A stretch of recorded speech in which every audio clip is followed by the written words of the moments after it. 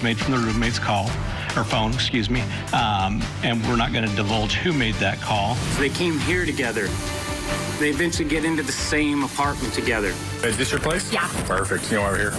And I assume noise. Noise, yeah. Yeah. And in the end, they died together. Idaho prosecutors revealing more of their case against defendant Bryan Kohberger. They're asking to use his Amazon click history at trial. Is it a coincidence he allegedly searched for a knife like this one used to murder those 4 beautiful students? And we're talking about the timing of this Kohberger selfie. Our experts are going to tell us what it could mean for his alibi and why the defense wants to talk about autism with the jury.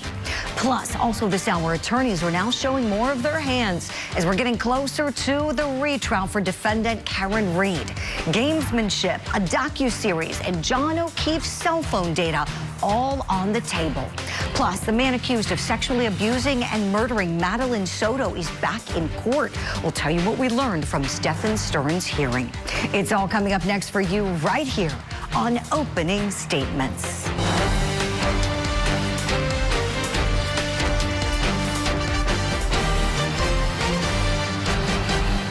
TGIF, and welcome to Opening Statements. I'm Julie Grant. It's so great to have you with us on this Friday morning, and we have a tremendous show planned with tremendous guests. I'm so excited to get it started. So let's do it like we always do. Grab that cup of coffee right now. It's time for my opening statement. I salute you, Master Sergeant Ashley Henning. Thank you for serving our country. What happened to Ashley Henning was appalling. We saw the video. Those prosecutors were absolutely right to prosecute her husband, Jordan Henning, for the crime of murder. They tried their best. And for many of us trial watchers, that verdict was shocking. They found him guilty of first-degree manslaughter, not murder. And we as American citizens must respect the jury's verdict. My greatest hope now is that the Henning children can heal. Sadly, there's nothing that can bring back their beautiful mother. And now their dad is gone too. He's off to prison, as we know.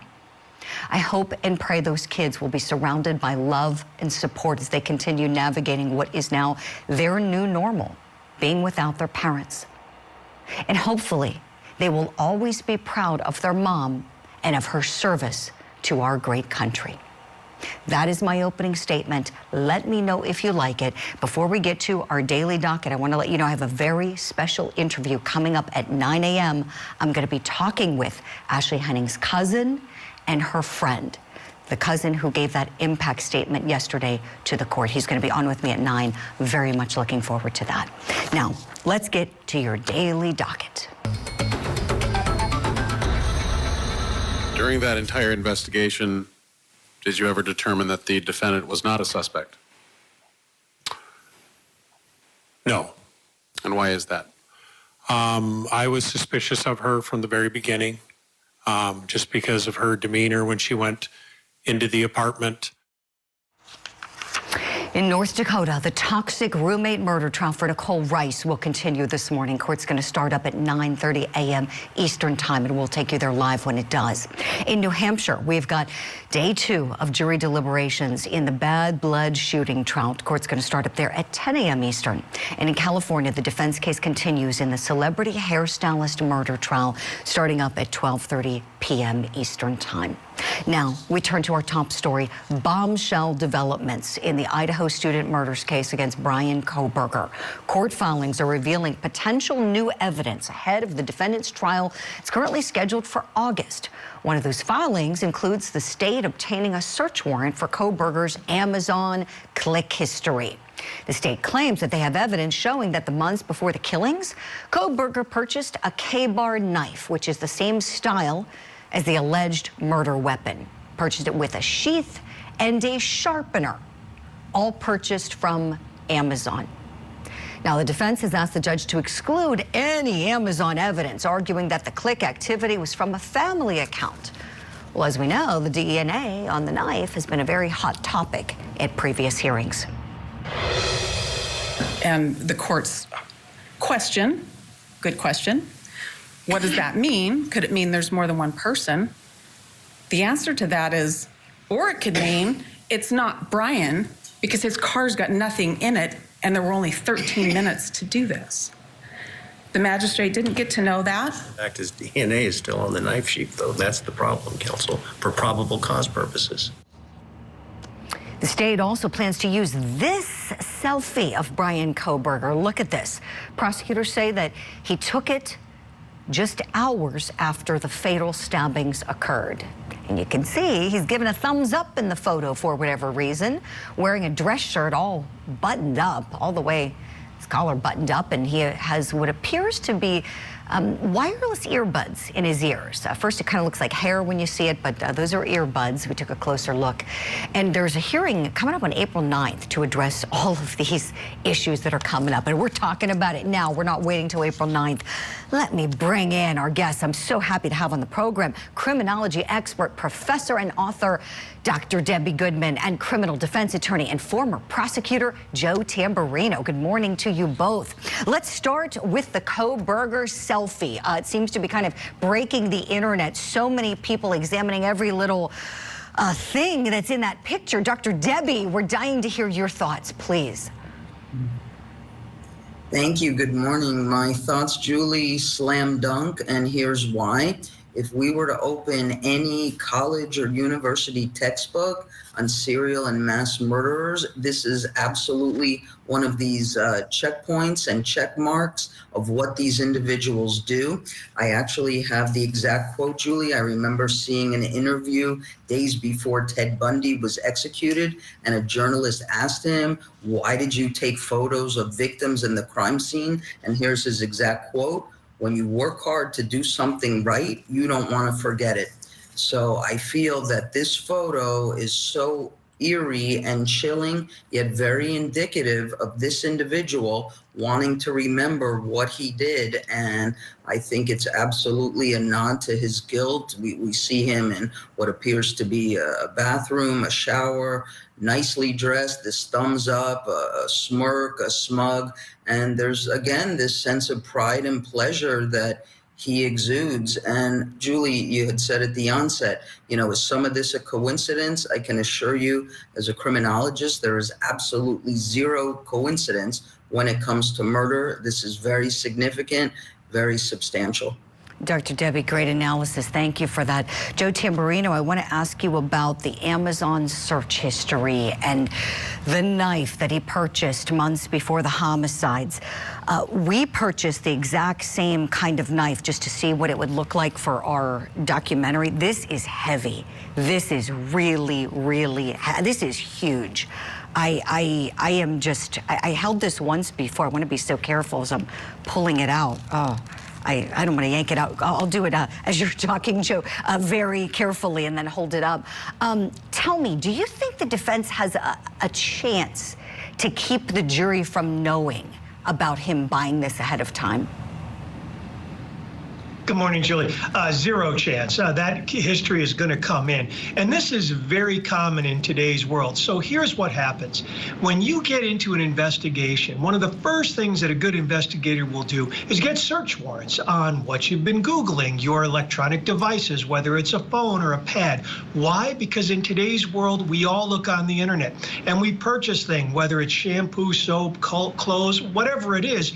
It tells the investigator what a person is looking for, which goes to their state of mind.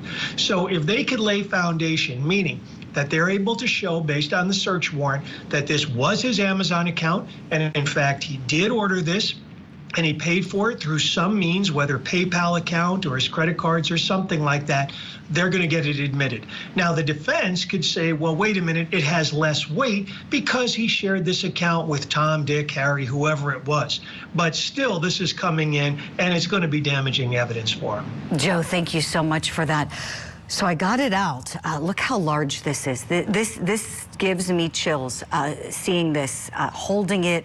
It's so heavy, it's so big, it's so awkward in this big, giant sheath. And we know it was on the snap of this knife sheath where Bryan Kohberger's DNA was found, that touch DNA. Dr. Debbie, what does this choice of weapon say to you? It says it was very planned, Julie, very purposeful, premeditated. You know, with mass and serial killers, they're extremely selective about everything, about their victims, the day, the time, the location, and the weapon. And when it comes to these types of depraved killers, the three weapons, if you will, tend to be the gun, the knife, and the ligature. So the fact that this search was done in March, 8 months before the tragedy in November, again points to what we have discussed on several occasions, and that is, at least in my opinion, the level of planning that went into this was very lengthy, and I believe this individual has thought about it for a considerable period of time, selecting that exact weapon that, by the way, the military also uses for defensive tactics and training purposes. And I know there's been back and forth discussion online and social media. Well, what if he's a fisherman, and what if he's a hunter, or what if he's in the military? And the answer to all three is he's none of the above. Dr. Debbie, thank you for that. This is really, really fascinating insight you're sharing. We've learned something else about Bryan Kohberger through the filings. And we know, Joe, you know this, it's been so frustrating, especially for us at Court TV, trying to pull the filings and share the content when so much of this is under seal. And when we saw just the Docket headline a few weeks ago about the defense team wanting to incorporate autism in some way in their defense, of course, our minds started racing. We're thinking, could this go to an intent issue? Turns out, no. Turns out the defense wants to have an expert come in and explain that Bryan Kohberger does live with autism. He's on the spectrum, and they don't want to show it to show that he didn't know right from wrong or anything at the time. They're saying he's innocent. They're going with an innocence defense. But they don't want the jury to have an unfair bias against him because of his expressions. And so we pulled out a couple pieces from the filing saying, for instance, he does not show emotion on his face. He has a flat affect. He sits very still, holds his hands in the same position, has a piercing stare. He does not show expected reactions. Facial expressions don't reflect what he's feeling. He's stiff in his posture. So much going on. They talk a little bit about his OCD, apparently he has. All of these things, Joe, they want the jury to know about, to maybe explain some of Kohberger's perceived unemotional or inappropriate, maybe body language in the courtroom. What do you think about that? Do you think they're going to be successful explaining his gestures, expressions, posture, all of it? Partly they will, and here's why. Well, let's break it down. First of all, in Idaho, there's no insanity defense. So we have to put that to rest. It's not about he's going to be insane or something. Second, his defense is not a state of mind type of defense anyway. He's saying he simply didn't do it. He's not saying I did it because I have autism or Asperger's or whatever it is. So it's not even relevant to that part of the case because he's saying he didn't do it. But lastly, a defendant can bring up, raise to in front of the jury, things about him to explain his behavior in the courtroom, how he looks. For example, I have experienced trials where witnesses and defendants have raised that they're on certain medications that make them sweat, certain medications that make them a little nervous or jumpy for whatever type of ailments they had. And that has been admitted. Why? Because you're trying to explain to the jury, hey, this guy is sweating a lot on the stand, not because he's nervous, because he's under certain types of medication. Well, the same thing here. Mr. Kohberger, I think, will be allowed to raise to some degree that he has autism, and that could be a contributing factor as to why he has this 100-yard stare, why he's unemotional, why he's very rigid, something like that. Now, they're going to have to lay foundation for that. They're going to have to get an expert, somebody who's examined Mr. Kohberger, somebody who knows his medical history. So if they can lay the proper foundation, I think the judge will let that in to the degree to describe his mannerisms in court or lack thereof. Really helpful insight. Joe, thank you for all of that. We'll leave it here for now. We're going to be talking much more about Bryan Kohberger in our next segment. Dr. Debbie Goodman, thank you for your time and expertise. We have to say goodbye for now. We'll see you back soon. And we've got Joe Tamburino all morning. We're looking forward to that. Coming up next year on Opening Statements, we're going to continue our coverage on these new developments in Bryan Kohberger's case. We're looking at the text messages revealing what those surviving roommates were up to before and after the murders occurred. And sparks fly in a Massachusetts courtroom when defendant Karen Reed and her team decide to ambush Special Prosecutor Hank Brennan and interrupt a hearing. And look at that stare down. Well, one person was staring. I don't know if Hank Brennan was looking back at her. We'll talk about it coming up. Mr. Kearney, the defendant. So how can the Commonwealth make the threshold show for those who know? First, this is a ruling with Mr. Kearney, so I'm asking that Mr. Kearney and his attorney be at the table. I'm not sure why we're being joined by Ms. Reed's team. Lori Daybell. Already convicted for the murders of her children. Doomsday cult mom is now lawyer Lori. She's representing herself. On charges of conspiring to murder her fourth husband. She said, I can murder you now. She really thinks she's equipped to try this case. She appears very sure of herself. I have real trial experience. It's going to be a strange trial. We'll see how it plays out. The Cult Mom Conspiracy Trial.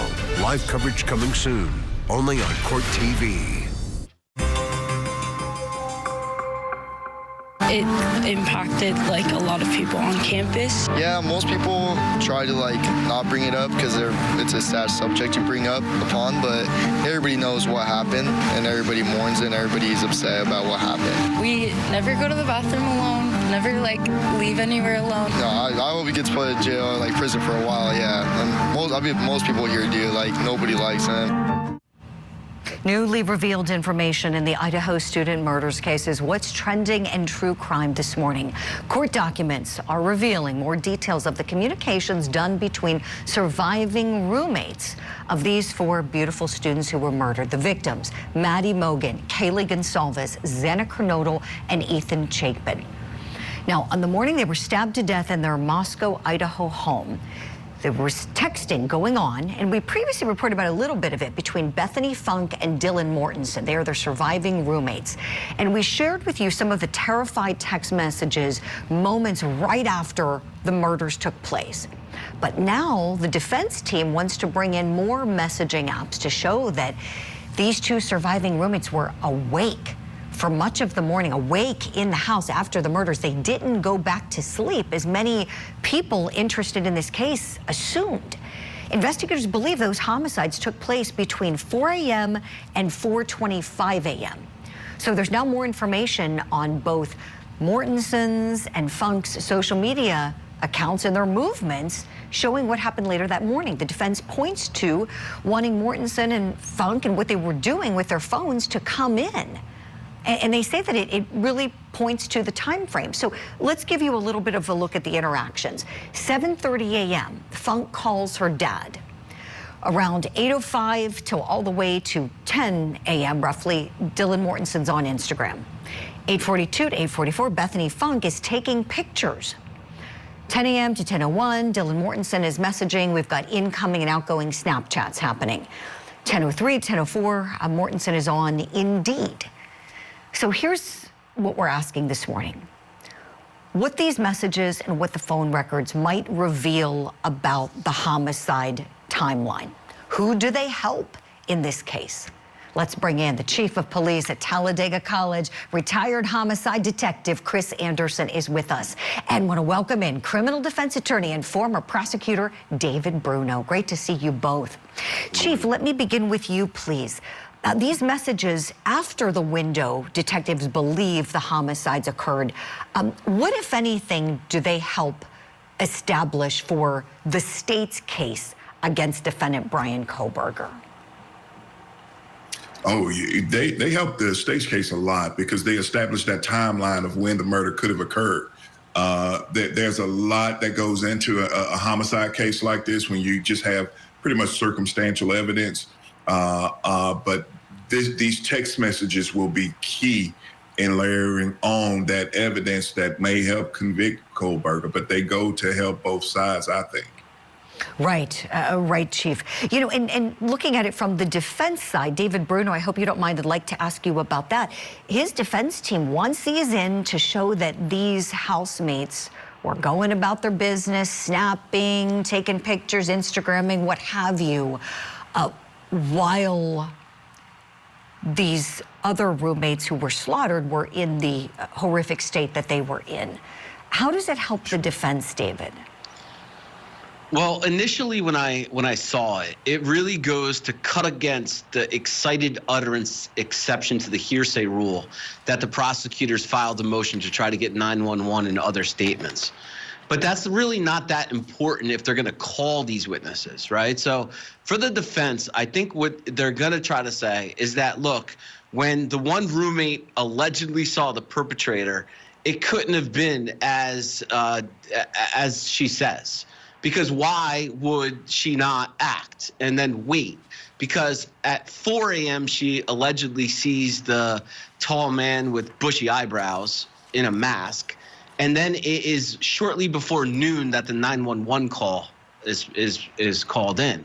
So there's that gap. And what we've learned from the filing now is they were just really going about their business. It wasn't that crazy or that dangerous that they initially led them to believe. So it's going to be important now. They also have fodder for cross-examination for the dad, for the mom, all these people that were DMing and snapping and all these things. So I guess it's where they're going, but really all for naught on your first story. If they have Kohberger buying the knife and the knife sheath and have his DNA on the buckle like you showed, I don't know where they're going. Right. Great points, David. Yeah, I still have it here. I still have the sheath with the snap where we know the touch DNA was, and the knife. This thing, I hate even holding it. This is so huge and so heavy and scary. And to think about if Kohberger did these homicides, if he was the man with the bushy eyebrows that walked out of the house that Dylan Mortensen may or may not have seen, he would have had to have been carrying this on his person because this was never recovered anywhere, ever. Concealing this.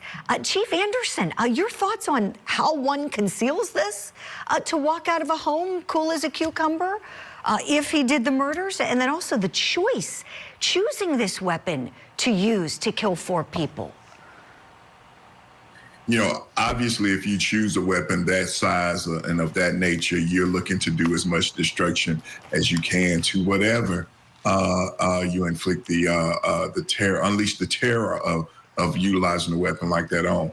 But concealing that weapon is not very hard if you're in a position. I've seen men and women that have concealed AR-15s in a simple, long coat. So it's not that hard to conceal that weapon.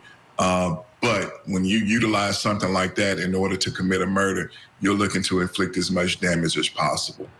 May I ask you, please, Chief, would someone tuck it in their waistband? Or my understanding, if it was Kohberger, whoever the man was, he just had on some dark clothing, but I don't believe a coat or anything that would have had, pockets or something to contain it in. Would you think waistband? Right. You could utilize it, put it in your waistband. You can wrap it up in a towel. You maybe have on a jacket or something of that nature that you can wrap around it. I mean, if obviously the person that committed these murders had a plan, and within that plan had to have some sort of means of taking the weapon. And I'm pretty sure the person that committed this murder meant to take that sheath also. But there are a multitude of ways that you could hide. You could take something from the victim's homes and hide the weapon, because ultimately, if you plan to commit these murders, there should have been a plan in order, and I hate to say this, but there should have been a plan in order to destroy that evidence also. So, yeah, there are plenty of ways that you could take a weapon of that size out without it really being noticed. Chief, thank you for that. And I believe that investigators do think that Bryan Kohberger had a plan to destroy things. You know, he took a nice drive, as we know, went near a body of water. We know, who knows if he was the one who did these murders, if he would have deposited that knife in a body of water to never be found again.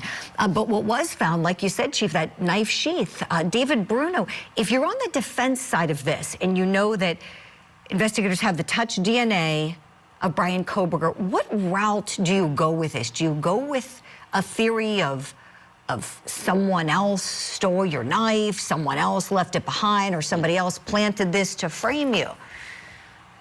Yeah, I mean, we've heard all of that so far. We've heard that it's planted. We've heard that that search history is really another family member, ironically, right? I mean, at a certain point, these pieces of circumstantial evidence start beginning to create a mountain of evidence. And when the judge gives the instruction to the jury at the time of the deliberation, they will be instructed that evidence could be direct evidence, or it could be circumstantial evidence, inferences that you glean from the evidence that you've heard in the courtroom. And as they continue to just stack the circumstantial evidence, it's going to be very, very difficult for Kohberger and his team. I love talking to you both about this case. We have to leave it here for now. David, you're coming along with us. We're so grateful for that. Chief Anderson, I know we have to let you go. Get on with your day. Thank you so much for your time, your expertise, and of course, your service. We'll see you soon. And still to come here on Opening Statements, we're talking about defendant Karen Read's relationship with victim John O'Keefe. We've got a key moment in court that came up on Thursday. Plus, Court calls the state of Florida versus Stephan Michael Stearns, 2024 CF 632. This matter is brought before the court on the defense motion for closure of all pretrial proceedings. we've got a look at alleged killer Stephan Stearns there in his orange jumpsuit Thursday as his trial for sex abuse charges is fastly approaching. I want to know why prosecutors are trying that case before his homicide case. We'll talk about that when Opening Statements rolls on. Stay with us.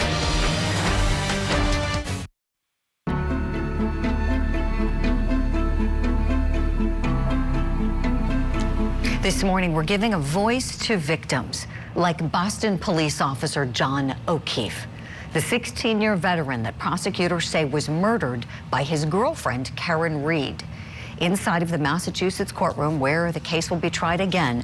On Thursday, you could cut the tension with a knife. And did you get a load of this moment?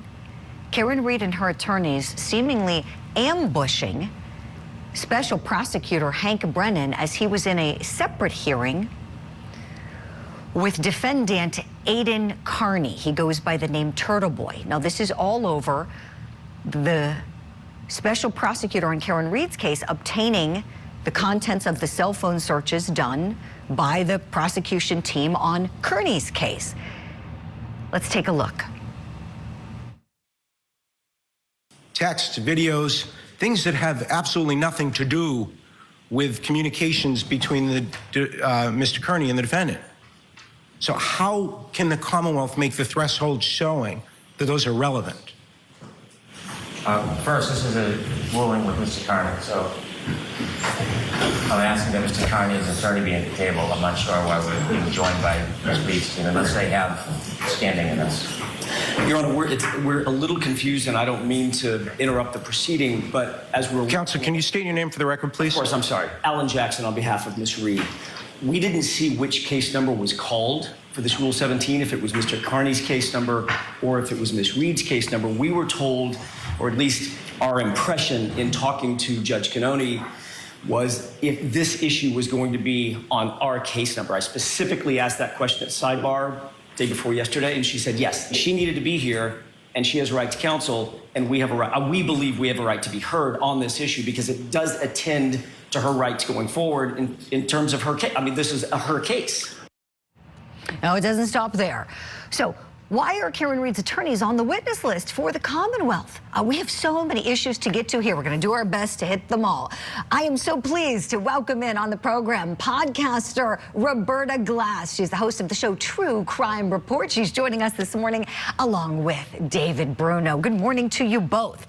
Okay, let's start with that relationship, the relationship between Karen Read and Turtle Boy, and that very brazen, bold, and dare I say it, rude interruption of the hearing right in the middle of it, and that dirty look Karen Read gave Hank Brennan. Roberta, let me start with you. Your reaction to that?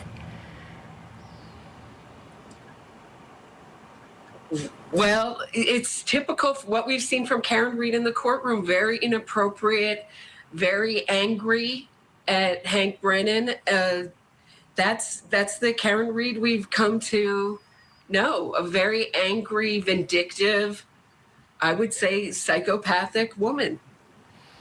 Roberta, thank you for that. You know, she does look angry. I mean, and she knows, she's cognizant about it. She knows cameras are rolling. We heard her talking about it in the Investigation Discovery docuseries. You know, to me, this is her trying to deliberately make a moment, and I think she made a fool of herself. That is incredibly disrespectful behavior. It has no place in a courtroom.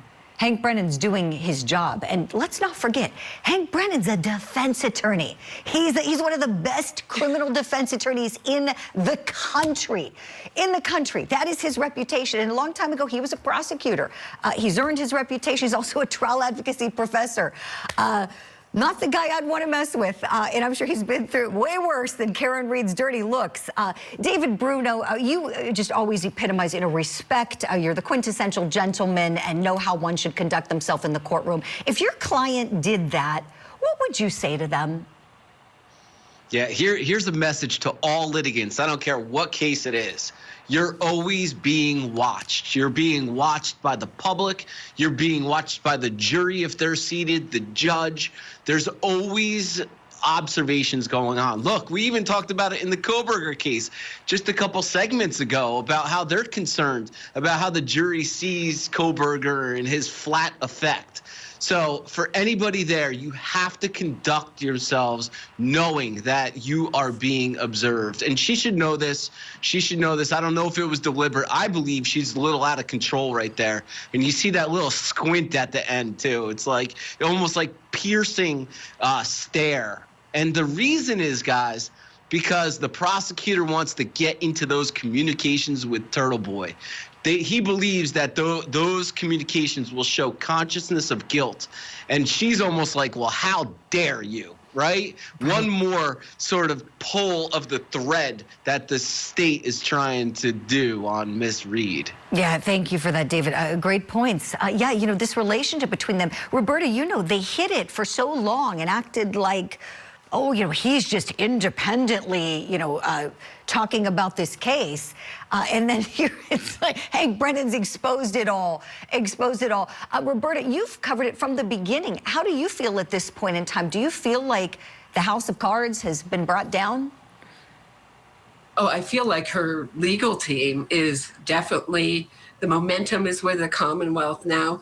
But I mean, they can lie. She can lie. Her legal team can lie to the court, in my opinion, about her relationship with Aidan Carney. Alan Jackson using very deliberate language that nobody speaks for Karen Read. Nobody thought that Aidan Carney spoke for Karen Read. However, there are 29 communications between Alan Jackson and Aidan Turtle Boy Carney, and 29 communications between David Unetti. Okay, Alan Jackson and David Unetti, about 29 times between April 20th and May 2nd, 2023. That's the time when the most witness harassment was going on. You notice that they never publicly said, we love the support that Karen Read's getting, but call off the dogs, please don't harass witnesses, please don't boo the victim's family. They never said that publicly because it was part of their strategy. So it's not just Karen Read, it's Karen Read and her legal team that are behind, in my opinion, behind this witness harassment campaign, because the facts they can't use the facts. The facts aren't with her. Roberta, great points. Thank you. So we know that Hank Brennan is trying to get these messages in to his case because he says that it would show Karen Read's consciousness of guilt, saying that she would have no reason to employ Turtle Boy to allegedly harass these people if she hadn't done this. Now, we know that she says she's innocent. She's claiming that she's being victimized, claiming that I believe it's a 50-person conspiracy cover-up they're alleging and all this. She's saying she's innocent of the crime she's been charged with. Something that may give us insight into what was going on in those final few moments before John O'Keefe was taken from this earth, his own statements. I've got a clip here about it in the state of the relationship between him and Ms. Reed. Let's take a look. We know from the statements that there was a tumult in that relationship, and many of those statements are reduced to writing. And it is clear, based on that and other testimony, that he was in the course of attempting to end the relationship with Miss Reed. That's preposterous. The idea, there is no evidence to support that last point, that this type of information, let's say, for instance, it's information that he wanted to break up with her. There's no suggestion in the facts that Karen Reed would kill John O'Keefe rather than simply break up with him. Okay, so we'll have to see if these statements from John O'Keefe make their way into the case evidence. The judge still hasn't ruled on that. David, something that people are getting a lot of questions going about on social media, because it is odd to see. The Commonwealth has put 3 of Karen Reed's attorneys on the witness list, reportedly so that they could authenticate the out-of-court statements that she's made to various media outlets. How do you see this playing out, please? Yeah, I don't actually see it playing out. It would be very odd to see her attorneys in the witness stand at her trial. I don't think it's good optics for the court. Look, there could always be a stipulation, too. If it's to authenticate an out-of-court statement, certainly a stipulation would be enough. And then just final point on this whole Turtle Boy angle that Brennan and the government's looking at. This has already been a circus. The first trial, circus. All the crowds, all the followings and things. If I were prosecuting this, I would want to go in straight. I don't know if I'd want to add this whole Turtle Boy angle of consciousness of guilt because of out-of-court statements and communications. I just question it because of all of the different distractions that we've already seen in the trial. Mm-hmm. Yeah, fair point. David, thank you for that. This is a mess of a case. It has become a circus. And Roberta, I want to give you the final word here. As we get ready to go to trial, you know, of course, with any case, we know Karen Reed has pleaded not guilty. She's cloaked in the presumption of innocence. It's up to the Commonwealth of Massachusetts, as you know, to prove her guilty beyond a reasonable doubt. With all of these things coming out in hearings like yesterday's, where we know they're going to use the temperature of John O'Keefe's phone, the text stream data to show exactly where her car was at the time and place, do you think there's any way we would see a plea agreement here? Never. She'll never plea out. She will be blaming other people for what I feel is her murder of John O'Keefe till she dies. Roberta Glass, we have so many more things we need to talk with you about. Check out Roberta's podcast, True Crime Report. It is awesome. I'll look forward to having you back soon. Thank you so very much. And David Bruno's coming with us, and I want you to do the same at home. Before we hit our break, every Friday, you know what we like to do. We like to be a voice for victims and spotlight a particular victim. And on this Friday morning, it is John O'Keefe, that Boston police officer who is really what this case is all about. People forget all too often that he's what the case is about. He's why there's a trial happening right now, because he was taken from us. May his family get some comfort in knowing that he was loved and that there was a pursuit of justice for him. We'll be right back.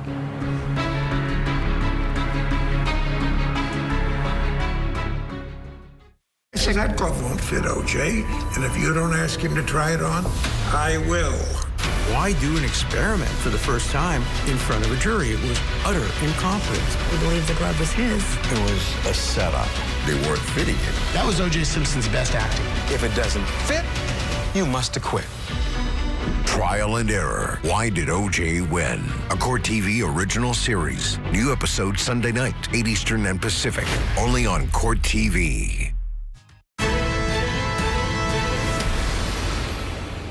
Now, for what's tipping the scales, we're waiting for a judge to decide whether pretrial hearings for accused killer Stephan Stearns will be held behind closed doors. The man accused of killing 13-year-old Madeline Soto actually made it into the courtroom on Thursday. He's been a no-show several times before.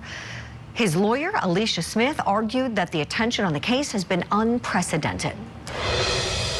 So while the court should allow publicity in general instances during the pretrial hearings, like the motion to suppress, that can further influence the public's opinions against Mr. Stern and allow the public to, as well as the potential jury, to have inculpatory information that would otherwise be admissible in the actual trial. Stern's first trial is on sex abuse charges related to pornographic images of Madeline that investigators say they found on his phone. The judge will be ruling on the defense's motion in the next 10 days. So will this tip the scales and keep the public out of the pretrial hearings? Let's bring in our legal eagles. Still with me, David Bruno and Joe Tamburino. David, what do you say? Should the cameras and everybody be kept out? Let the cameras roll.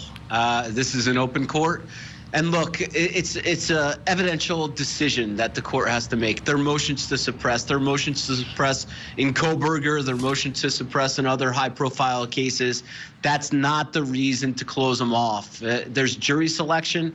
That's what jury selection is for. The questionnaire, start to ask questions and voir dire the prospective jurors with challenges and motions to strike. There are procedures in place to make sure that juries are fair and impartial. Great points, David.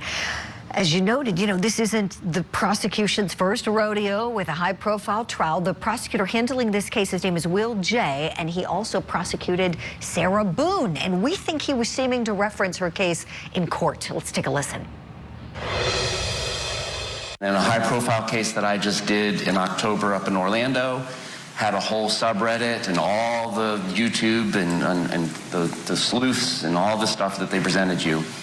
We put 50 jury panels Monday morning, 50 jury on the panel Monday afternoon, Tuesday morning, Tuesday afternoon, and maybe 2, 3, or 5 in each panel of 50 had even heard of the case. All right, Joe Tamburino, I want to get your take on this. What do you think? Do you think this will be closed off? No, I don't think it'll be closed off. And what the prosecutor was basically saying is something that David alluded to, which is you could clear all this up through jury selection.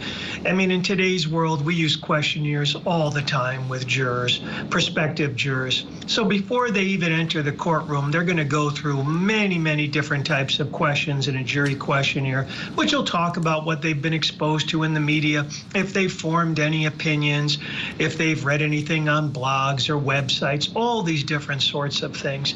And then the attorneys and the judge go through those questionnaires, and if it looks like somebody is questionable, meaning that perhaps they did view a little bit too much about the case or they have formed opinions, then you could do individual voir dire, which means you take them privately and ask them, away from the rest of the prospective jurors, what they've heard or read about the case and if it influences them. So there's a whole system in place in order to weed out people who have already prejudged the situation. So no, I think this is all going to be denied and the cameras will be allowed. Great points. Joe, thank you so much for that. You're coming along with us for Court TV Live, and wow, do we have another great hour planned. David Bruno, we got to let you get to court. Thank you for everything. We'll look forward to having you back next Friday.